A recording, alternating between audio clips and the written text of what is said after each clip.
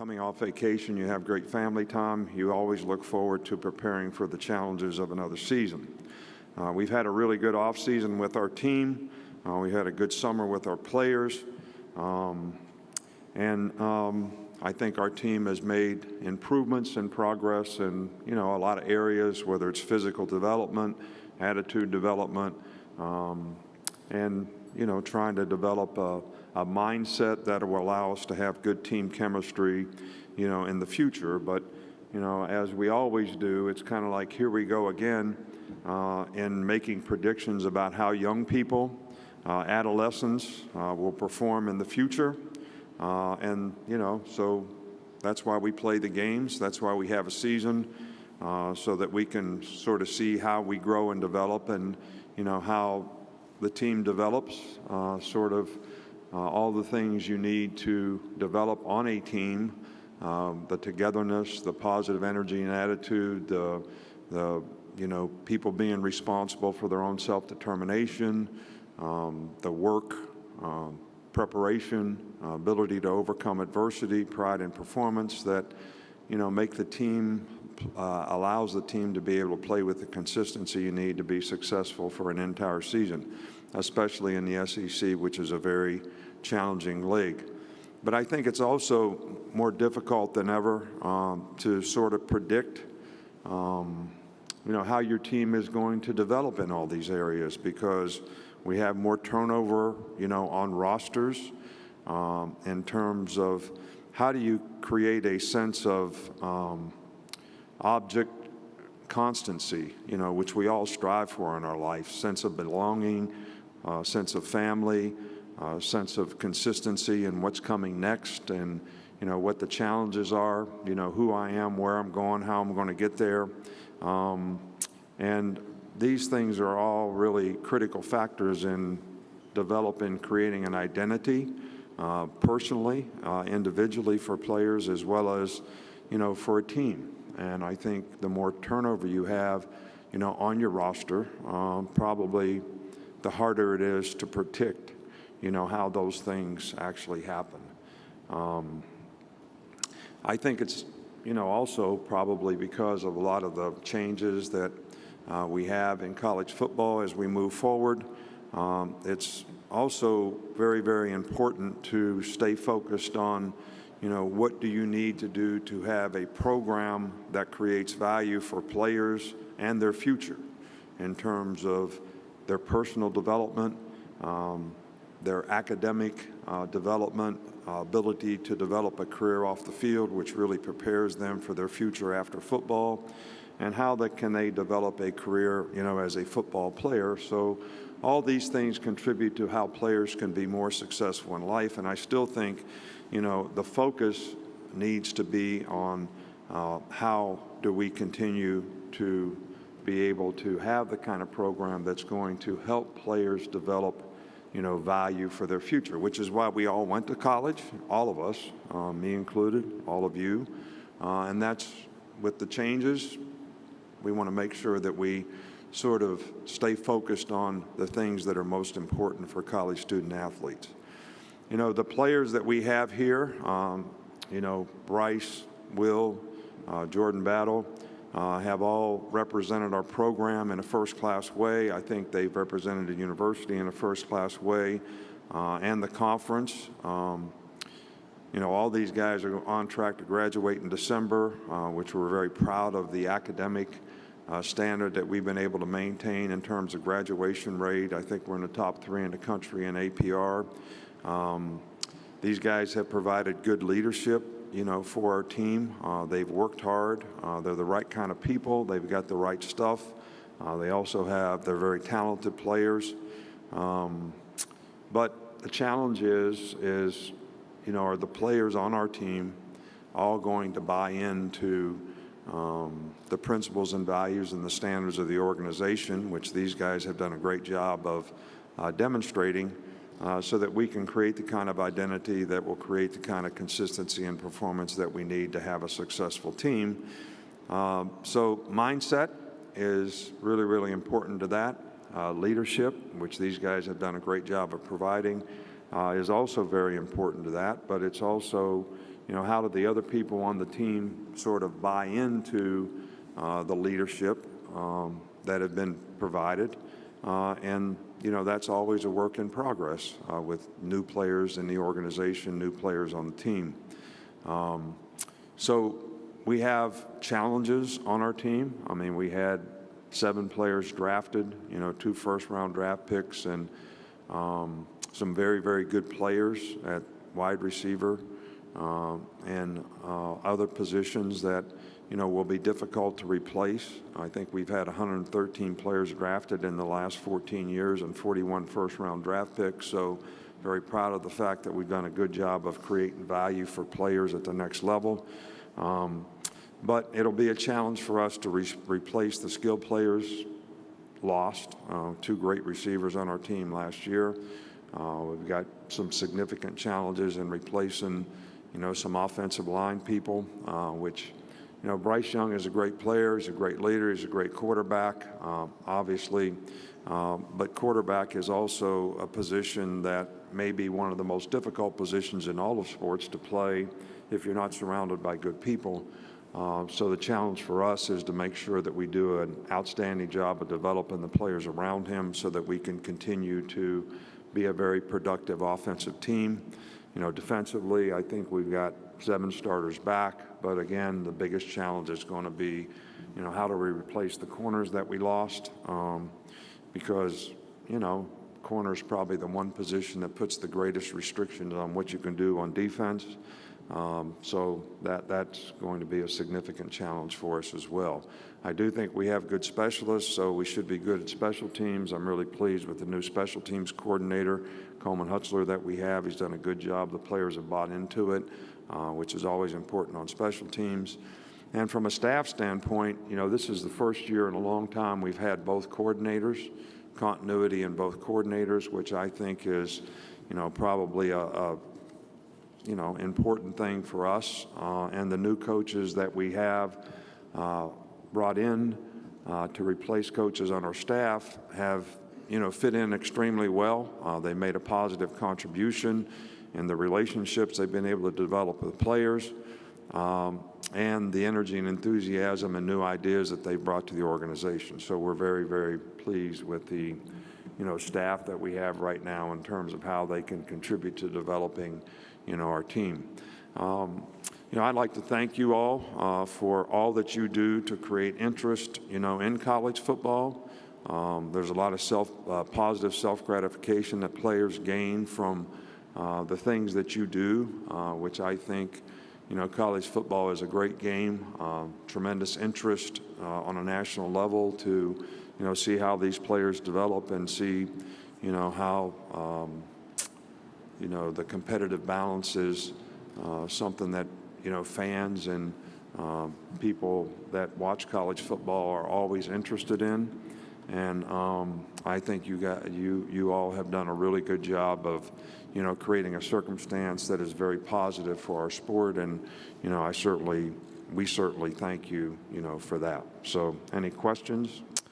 Thank you, Coach. If you have a question, raise your hand. Aaliyah, Bailey, and Kiera will get to you. Again, if you could stand, if you're able, that will help us identify who's asking the question, and then we'll go from there. Again, please state your name and affiliation. Okay, we're going to start, Coach, over here on my left, right here in the middle, second row. Bob.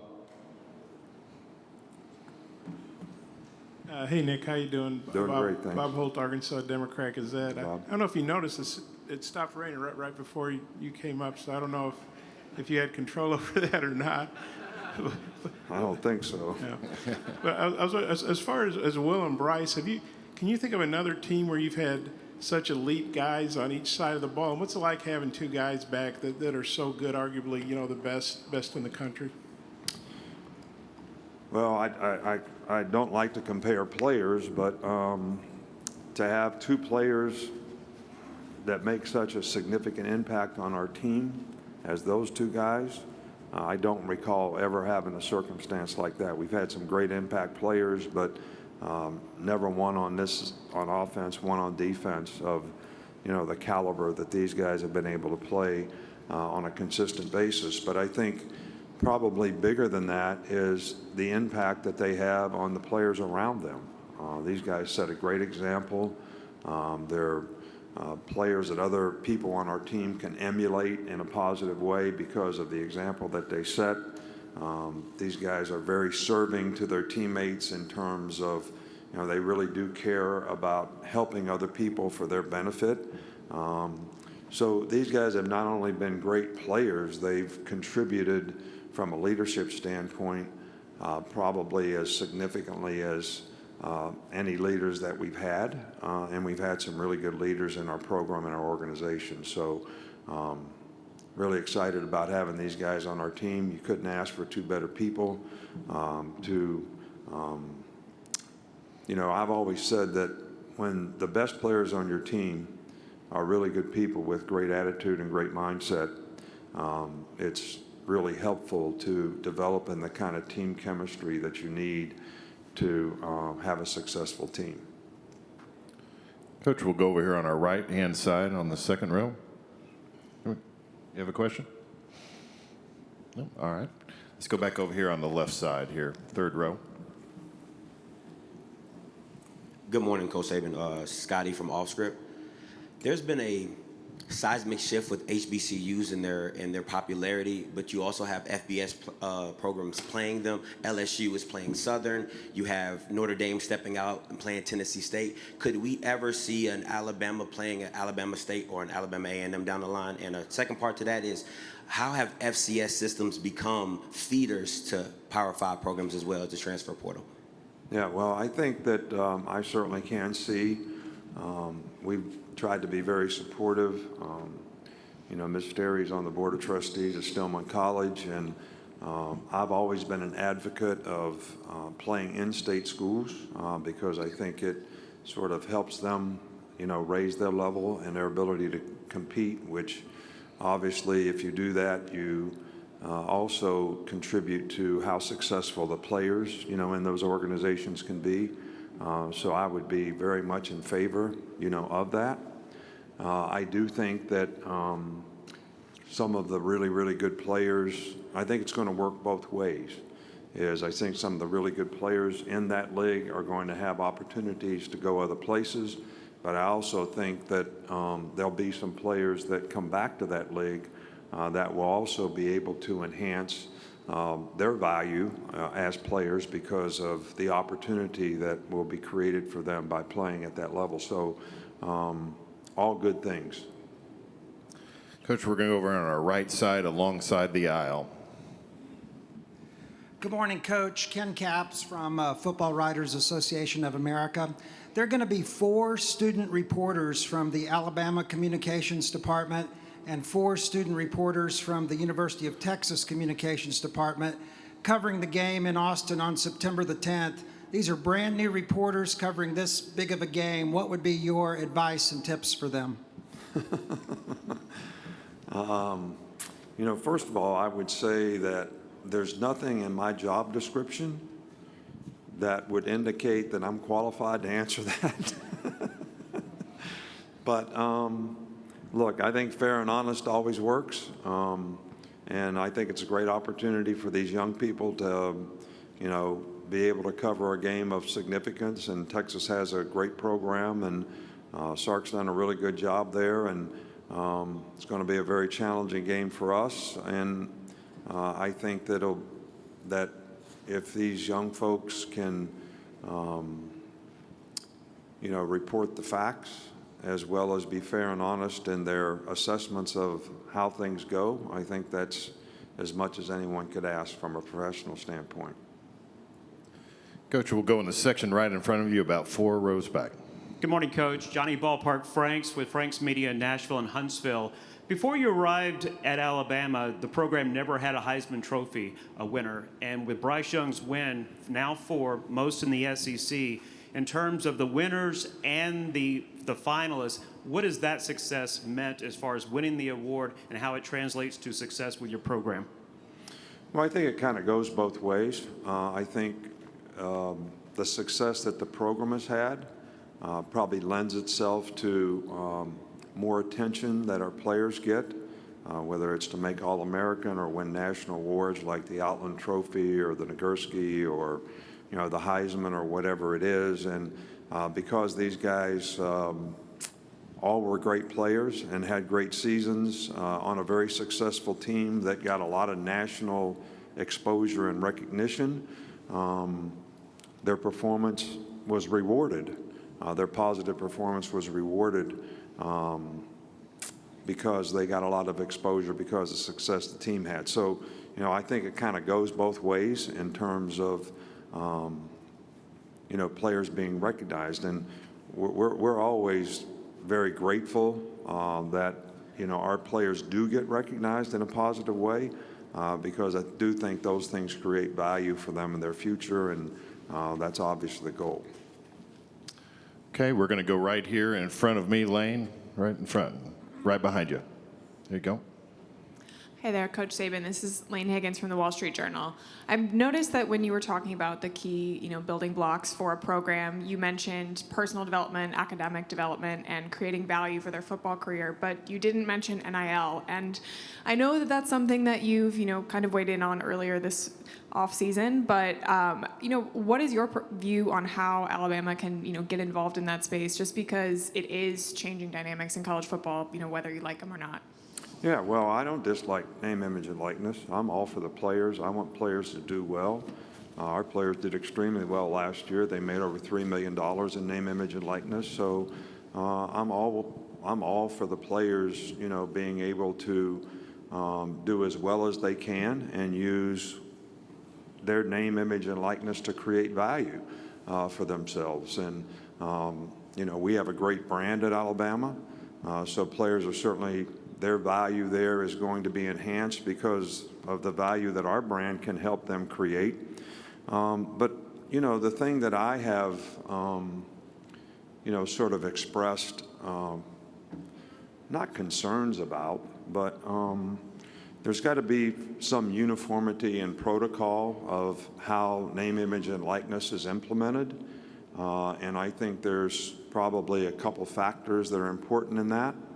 How does this impact competitive balance, in college athletics? And is there transparency to maintain fairness across the board in terms of college athletics? And how do we protect the players? Because there's more and more people that are trying to get between, the player and the money. And in the NFL, they have guidelines for agents because the NFL Players Association sort of has rules and regulations about how they, should, professionally, help the players. So that's, something that, we really want to make sure that our players are not being misguided in any way. And the biggest concern is, how does this impact and affect recruiting?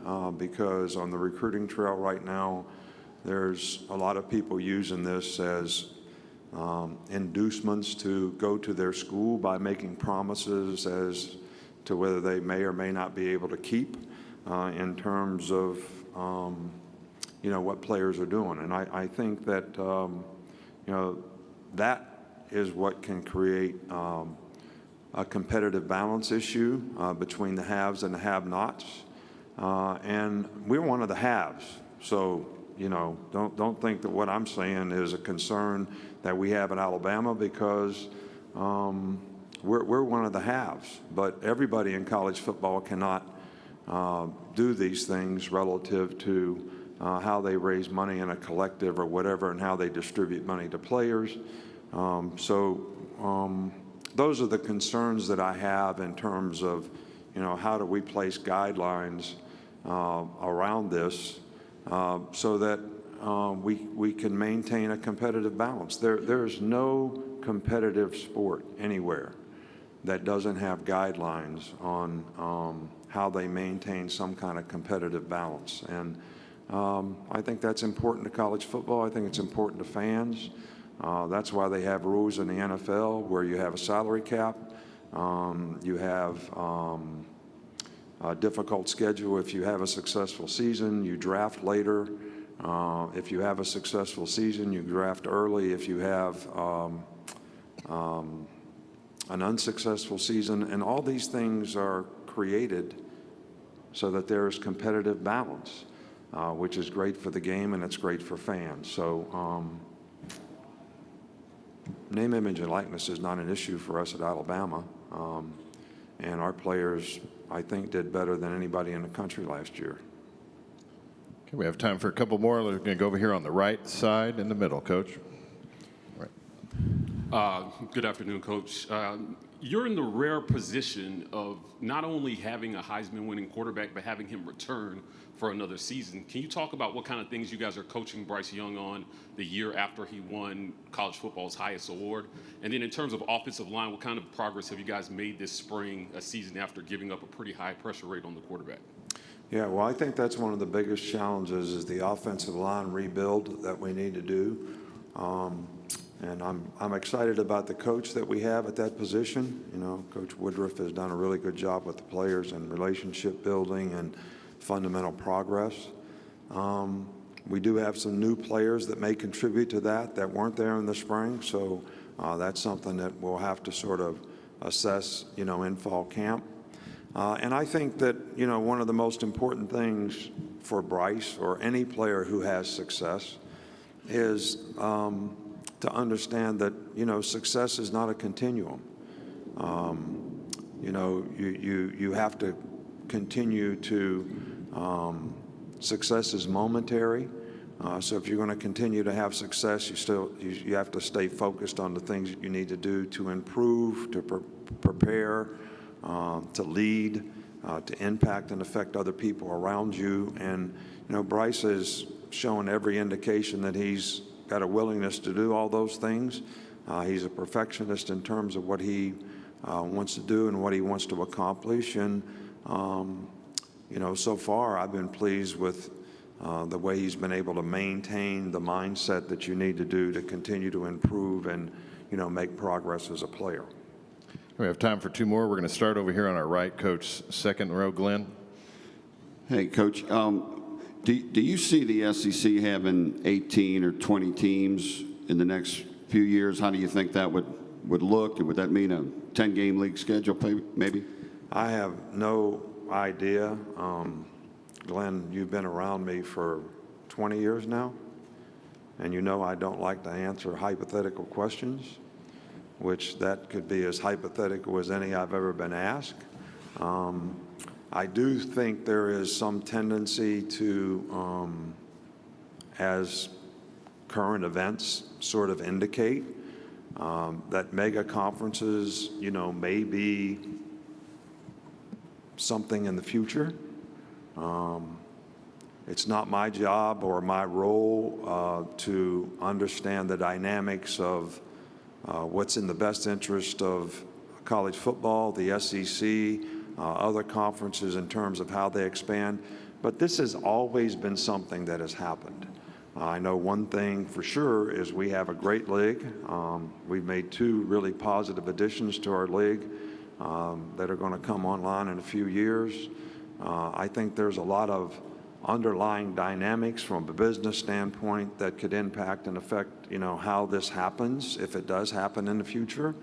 But for right now, you know, we have 14 teams in our league for the next couple of years, and we have some really, really good teams in our league. It's a very competitive league. You got to be on task each and every week that you play, and, you know, that's kind of what we're trying to stay focused on. But, you know, that question's probably a better question for Greg Sankey or conference commissioners who maybe are looking at, you know, what's in the best interest of their league in the future. And I'm sure they would say, you know, maybe yes and maybe no, because who knows what those circumstances may have an impact and effect in a positive way on each and every league and on college football in general. But I do think if we move toward the mega conference, again, that whole thing about competitive balance is going to be in question.